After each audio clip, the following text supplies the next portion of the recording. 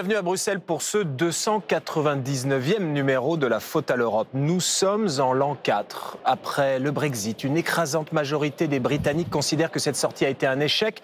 Toute l'Europe a compris que quitter l'Union européenne dans un monde globalisé était un pari très risqué. Toute l'Europe, non. Car un petit parti peuplé d'irréductibles souverainistes résiste encore et toujours à l'envahisseur européen, le chef de l'UPR, l'Union populaire républicaine, que l'on voit apparaître à chaque élection en France. Et parmi nous, bonjour François Asselineau. Bonjour. Merci d'être venu à nous, ici, au Parlement européen. Vous espérez pouvoir siéger ici prochainement? Oui, il faut dépasser 5%. J'aimerais bien que nous ayons quelques députés pour faire pour la France ce que Nigel Farage a fait pour le Royaume-Uni. Alors, vous êtes encore farouchement favorable au Frexit, une sortie de la France de l'Union européenne. Vous êtes un des derniers, là, en France. Oui, mais ça le fait que l'on soit un des derniers ne prouve qu'une chose, c'est le fait que la scène politique française est de plus en plus verrouillée et totalitaire, en fait.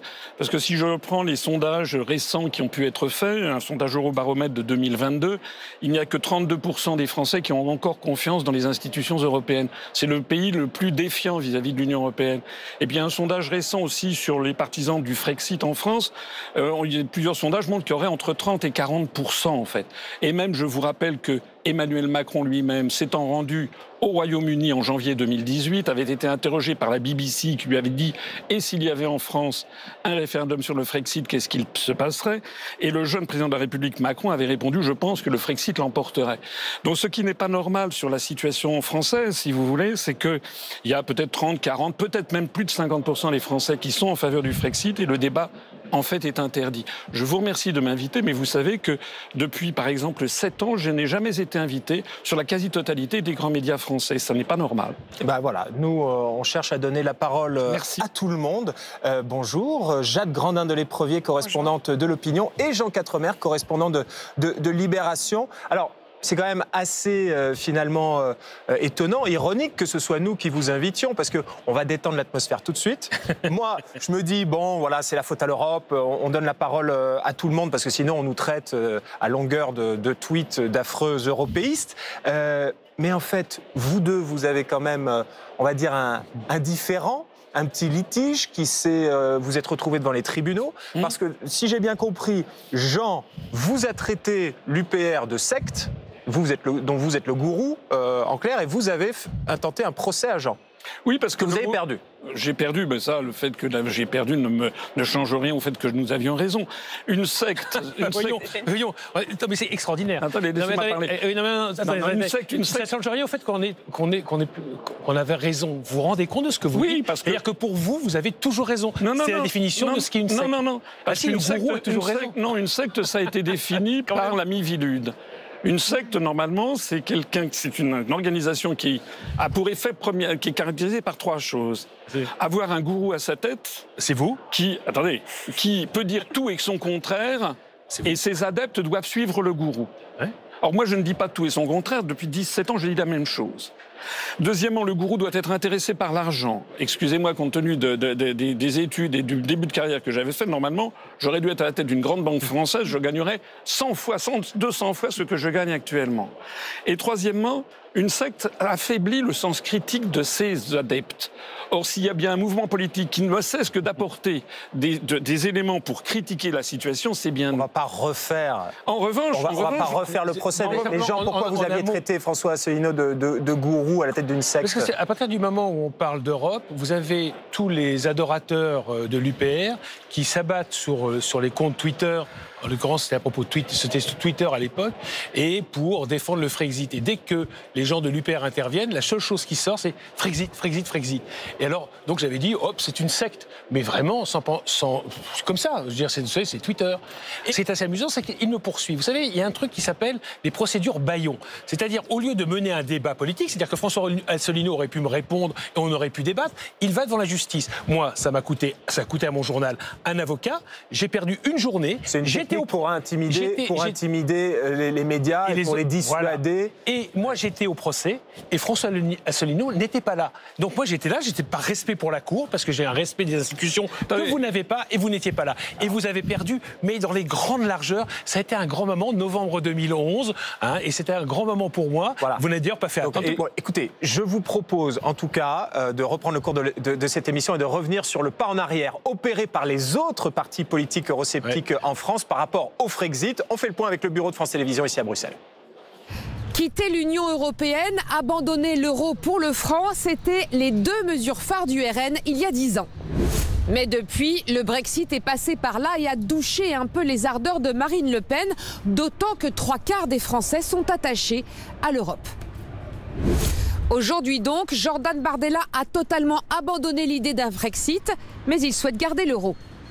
Quant à la Commission européenne qu'il fallait supprimer, le RN veut finalement la conserver en la privant d'une partie de ses pouvoirs. À la place, le RN veut créer une Europe des nations souveraines. L'espace Schengen, c'est-à-dire la libre circulation des personnes, serait réservé aux seuls ressortissants européens.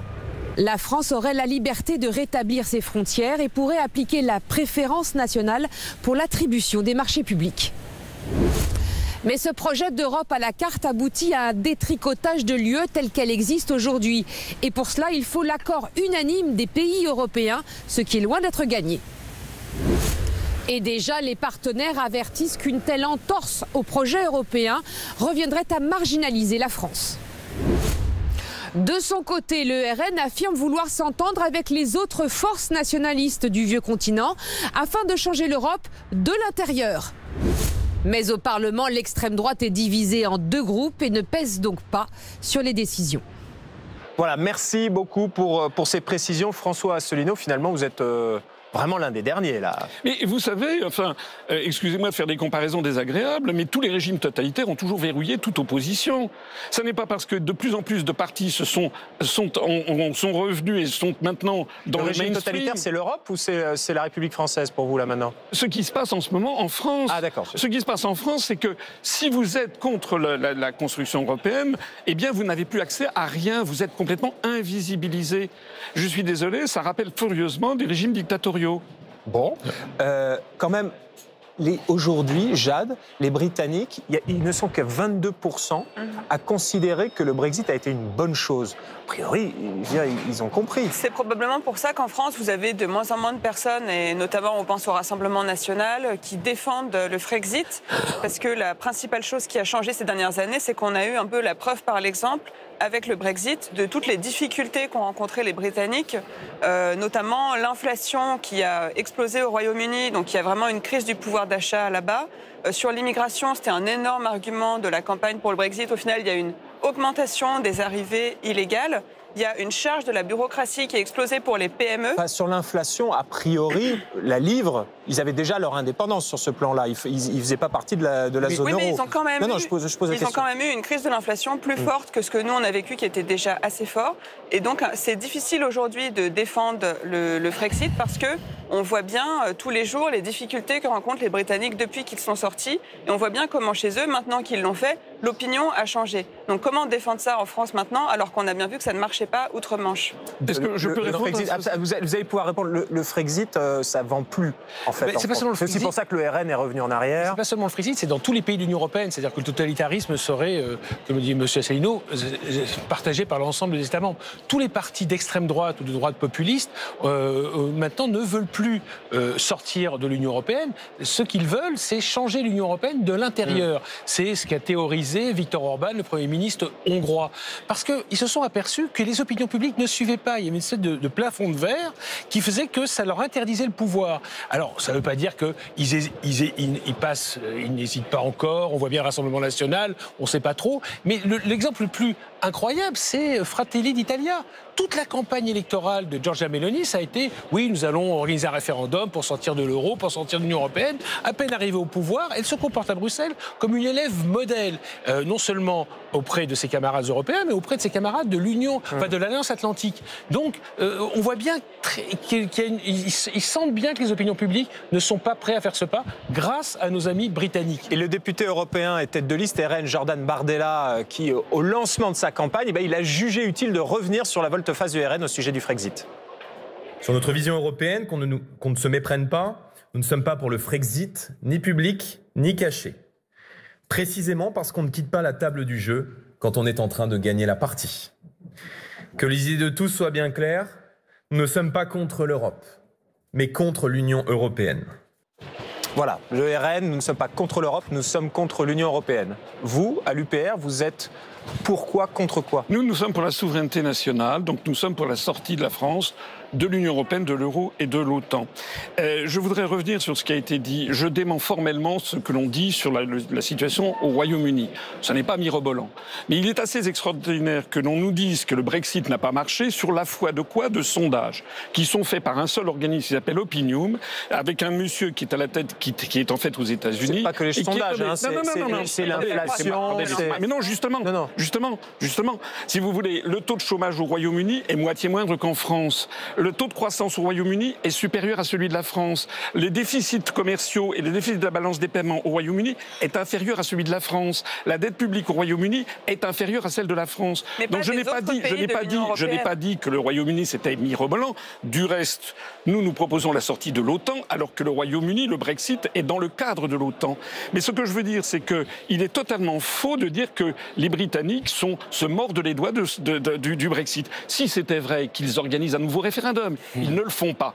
Le deuxième point sur lequel je voudrais revenir, c'est que, contrairement à une légende urbaine que M. Jean Quatremer reprend à son compte, le Front National n'a jamais proposé la sortie de l'Union européenne. J'offre ici une caisse de 6 bouteilles de champagne à la première personne qui me produira une profession de foi du Front National depuis 40 ans, disant qu'il faut sortir de l'Union européenne. Ça n'est pas exact. Et ce que nous reprochons à M. Bardella, à Mme Meloni, etc., d'une part, c'est d'être d'extrême droite, alors que je rappelle que notre mouvement politique se situe, comme le Conseil national de la résistance, au-dessus du clivage droite-gauche. La meilleure preuve étant d'ailleurs que la liste que nous allons présenter le 9 juin aux européennes comporte quelqu'un qui a été sénateur apparenté PS, puis PC et vice-président de l'Association des maires ruraux de France, qui nous a ralliés, et nous avons beaucoup de gens de gauche qui nous rallient. Donc ça, c'est un point fondamental. Et deuxièmement, ce que nous disons, c'est que si M. Bardella, si Mme Meloni sont présentés devant les médias, c'est parce que ce sont des faux opposants, parce qu'ils n'ont pas l'analyse précise que nous avons sur les conséquences exactes de la sortie de l'Union européenne, de l'euro et de l'OTAN. À ceux qui sont capables de vous dire quand ou comment le FN, à l'époque où le RN a demandé ou a souhaité la sortie de l'Union européenne, c'est une caisse de champagne à la première personne.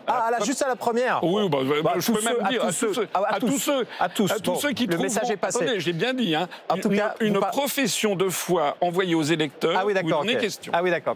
Il y avait une note de bas de page. Non, vous évoquiez tout à l'heure l'Eurobaromètre de 2022 parce que les chiffres vous arrangeaient, mais quand on regarde l'Eurobaromètre de 2023, les Européens ont tendance à déclarer que leur pays a bénéficié assez largement de l'Union européenne. En Irlande, par exemple, 93% déclarent que leur pays en a profité.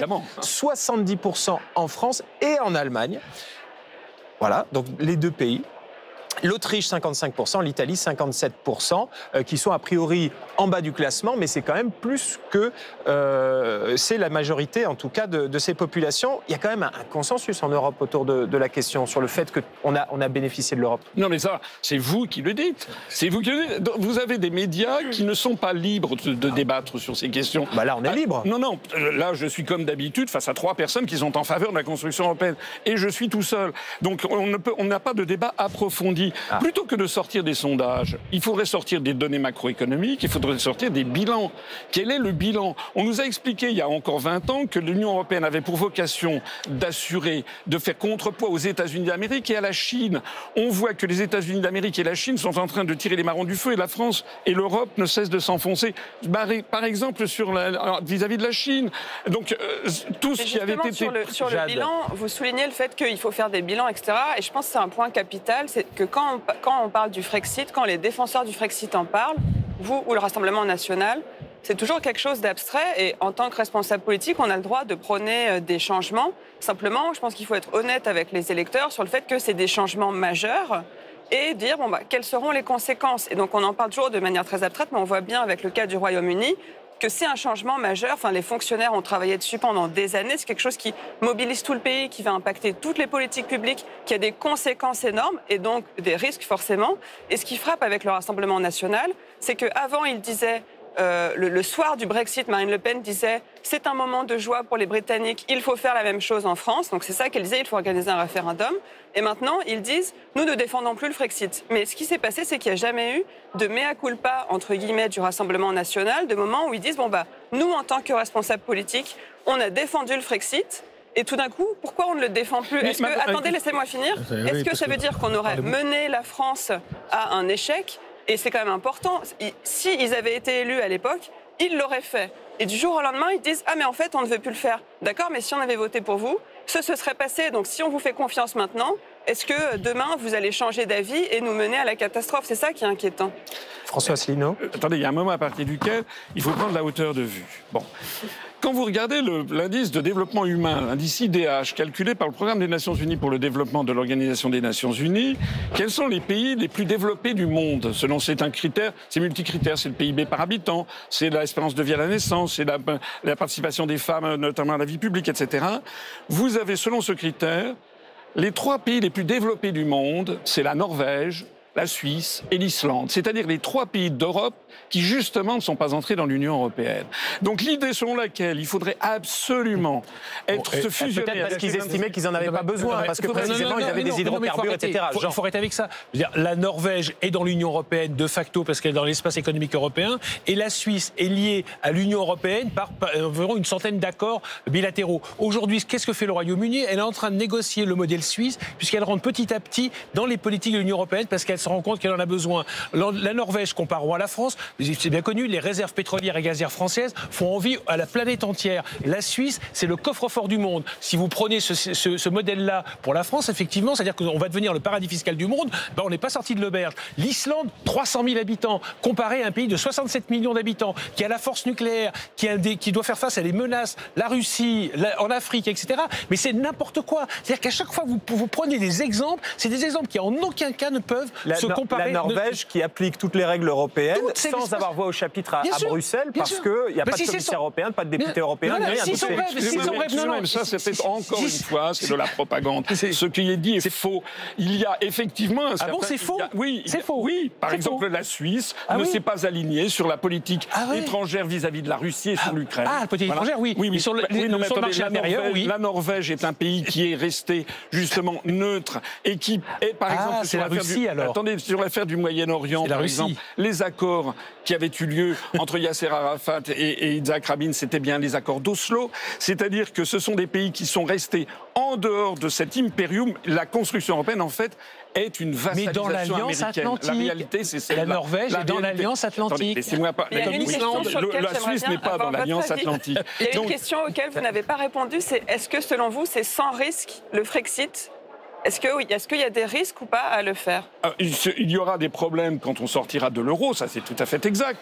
Mais vous savez, vous croyez qu'il n'y a pas de risque à rester dans l'euro? Vous savez ce qui est en train de se passer en ce moment? Vous avez vu l'envolée des dettes des pays du Sud. Mais ce risque est acceptable? Non, il n'est pas du tout acceptable. En ce moment, la dette française, elle est désormais hors contrôle. Et vous savez ce qui est en train de se passer? C'est la faute de l'euro, les taux d'intérêt sont en train d'augmenter très fortement. Ça veut dire que le prix des obligations est en train de baisser. Et donc les grands fonds style BlackRock qui ont pu acheter de la dette sont désormais extrêmement inquiets. On va sans doute avoir une nouvelle dégradation de la situation de la signature de la France. Oui, c'est à cause de l'euro, parce que l'euro est une monnaie surévaluée, est une monnaie procyclique, c'est-à-dire qu'elle est systématiquement trop chère pour les pays du Sud et trop bon marché pour les pays du Nord. Donc nous avons une situation où la France dégage des déficits commerciaux géants à un chômage considérable. De toute façon, ce sont des sujets vraiment techniques sur lesquels nous sommes là ici. Et malheureusement, je vous remercie de m'inviter, mais malheureusement, ces sujets de fond, ces sujets sérieux, ne sont jamais abordés sur les grandes chaînes de télévision françaises en ce moment. Voilà, c'est ça la vérité. Non, mais la difficulté, si vous voulez, c'est que l'Union européenne, c'est pas le paradis, d'accord? Le souverainisme, c'est pas plus le paradis. Les deux ont des inconvénients. Moi, je passe mon temps, effectivement, à le démontrer. Moi, ce que je vois, c'est que nous sommes dans un monde de 8 milliards d'habitants, où on risque une guerre totale avec la Russie. Ça s'approche, doucement. La situation au Proche-Orient échappe à tout contrôle. L'Iran est un pays de plus en plus agressif, etc. Eh bien, je pense qu'à 67 millions, eh bien, on est plus faible qu'à 450 millions, quels que soient, effectivement, les problèmes que l'Union européenne pose et elle en pose. C'est toujours la même rhétorique, l'union fait la force. Non, l'union ne fait pas la force si vous mettez 27 pays qui ne sont d'accord sur rien. Ça fait l'immobilisme. Ils ne sont pas d'accord sur rien. Regardez, par exemple, sur la question de la guerre, je suis désolé, mais l'Union, on nous a dit pendant des décennies l'Europe c'est la paix. Non, l'Europe nous entraîne à la guerre directement. On voit d'ailleurs des commissaires européens comme M. Thierry Breton qui fait des coups d'État. Je n'ai jamais vu dans les traités européens que le commissaire chargé des affaires du marché unique soit habilité à coordonner la fabrication d'obus, à prendre par ailleurs des mesures liberticides comme le DSA. Je n'ai jamais vu ça dans les traités. Le Digital Services Act sur le numérique, alors justement, on parlait de Thierry Breton, on va parler de sa chef, parce que l'un des enjeux de cette élection européenne, c'est la présidence de la Commission européenne. L'actuelle présidente Ursula von der Leyen, qui est donc tête de liste de la première force politique en Europe, le PPE, le Parti populaire européen, eh bien, elle paraît a priori bien partie pour rempiler, mais ça ne va pas être une partie de plaisir. Voici l'édito de Jean Quatremer. La reconduction d'Ursula von der Leyen à la présidence de la Commission ne s'annonce pas comme un long fleuve tranquille. En effet, en acceptant d'être la tête de liste du PPE, le Parti populaire européen, elle a pris le risque de déplaire aux chefs d'État et de gouvernement qui ne sont pas de son bord politique. Emmanuel Macron l'a clairement dit le 22 mars dernier. Écoutons-le. Moi, je tiens beaucoup à ce que la Commission porte, c'est-à-dire qu'elle est dépositaire de l'intérêt général européen, et ce faisant, elle doit s'élever tout à la fois au-dessus des partis et des pays. C'est ça son rôle dans le jeu. C'est pourtant le chef de l'État français qui a littéralement inventé en 2019 la ministre de la Défense d'Angela Merkel. Il a en effet proposé son nom afin de tuer la candidature d'un autre Allemand, Manfred Weber, la tête de liste du PPE. Il ne voulait pas en effet se voir imposer un nom par le bureau politique du PPE dont il ne reconnaît pas la légitimité à juste titre. Or, cette fois, von der Leyen est la candidate du PPE, ce qui pourrait lui être fatal, d'autant que le programme du PPE heurte de front le programme de Renaissance, le parti du président. Les conservateurs veulent notamment en finir avec le pacte vert, principale réalisation de la commission sortante et dont Emmanuel Macron estime être le père. Surtout, Manfred Weber, devenu président du PPE, joue un jeu trouble. C'est lui qui a tordu le bras d'Ursula von der Leyen pour qu'elle soit tête de liste, en sachant que cela déplairait à la France. Pire, il a montré que les conservateurs n'étaient pas tous rangés derrière Ursula von der Leyen. Seule candidate, il aurait pu la faire élire par acclamation, mais il a préféré organiser un vote qui a montré qu'une bonne partie des délégués ne la soutenait pas. Autrement dit, une éventuelle désignation par le Conseil européen ne lui garantit pas une confirmation par le Parlement, d'autant que la droite populiste et eurosceptique devrait enregistrer une forte poussée. Rappelons qu'en 2019, elle n'avait obtenu que 9 voix de majorité. Or, en 5 ans, elle s'est fait de nombreux ennemis, son mode de gouvernance autoritaire et paranoïaque ayant indisposé beaucoup de monde. Merci, cher Jean. Un espoir est dans l'air. Est-ce que vous pourriez être d'accord avec Jean Quatremer sur ce point, François Asselineau ? Je vais vous dire, cette analyse de Jean Quatremer, comme beaucoup de ses analyses, elle est juste. C'est-à-dire, oui, tout à fait. On arrête là. On arrête là. Elle est juste factuellement, sauf qu'il ne va jamais au bout. Parce que ce qui se cache en fait derrière le fait que Mme von der Leyen va être flinguée, c'est que nous avons des forces qui ont décidé de mettre à la place M. Mario Draghi. M. Mario Draghi qui, le 29 novembre dernier, vous savez qu'il a été vice-président de Goldman Sachs International, puis catapulté président de la BCE, puis catapulté sénateur à vie en Italie, puis président du Conseil italien sans jamais être passé par la case élection, et puis maintenant il est à la retraite, sauf qu'il a dit le 29 novembre dernier qu'il fallait que l'Union européenne devienne un État. Et je voudrais dire ici, alors vraiment c'est très important ce que je vais dire, c'est que si l'Union européenne devient un État, si M. Mario Draghi prend la tête de la Commission européenne, avec les Français ne sont pas du tout au courant de tout ce qui se passe, il se passera quoi ? Il y aura 2 conséquences immédiates. À l'ONU, on retire tous les chevalets des 27 États. La France perd son siège. Vous n'avez pas un siège à l'ONU pour la Californie, pour l'Arizona ou pour la Floride. Donc la France perdra son siège. Et vous aurez quoi au Conseil de sécurité ? Vous aurez les États-Unis d'Amérique, vous aurez la Russie, la République populaire de Chine, l'Union européenne et le Royaume-Uni. Le Royaume-Uni qui, justement, sera sorti juste avant pour conserver son statut de grande puissance que la France aura immolé sur le principe de la Constitution européenne. François Asselineau, tête de liste UPR aux européennes. À votre avis, Jade, quelles sont les chances de François Asselineau de devenir député européen ? Est-ce que le système français permet ça ? Et est-ce que s'il était allemand, il pourrait devenir... Il aurait plus de chance, oui, en prenant la nationalité allemande et en se présentant en Allemagne. Parce qu'en fait, ce qu'on sait peu, c'est que pour l'élection européenne, ce n'est pas exactement les mêmes règles dans les différents pays. Et en France, il faut qu'un candidat fasse minimum 5%, ce qui n'est pas rien, pour avoir un siège de député. Alors que, par exemple, en Allemagne, il n'y a pas cette règle du seuil minimum de 5%. Donc vous avez un éparpillement des voix, parce que pour les élections européennes, comme pour d'autres d'ailleurs, il y a beaucoup de petits partis. Or, les petits candidats, du coup, en Allemagne, peuvent se faire élire et avoir un siège de député. Par exemple, ça gêne beaucoup l'AfD, donc l'extrême droite allemande, parce qu'il y a beaucoup de nouveaux populistes d'extrême droite en Allemagne qui sont concurrents à l'AfD, qui essayent un peu comme de gratter la bête, on dit, et qui vont se faire élire, qui vont un peu diluer les voix.